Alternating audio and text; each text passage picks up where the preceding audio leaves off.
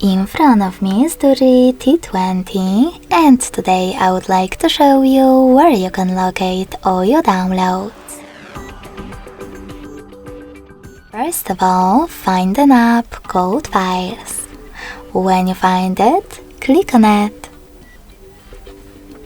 If you never used it before, select Continue and tap on Browse on the left in the middle. Lastly, click on Downloads category. As you can see, all my downloaded files are over here. If you want to access one, just click on it.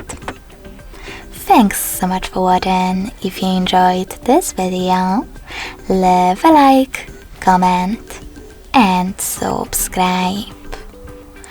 Bye!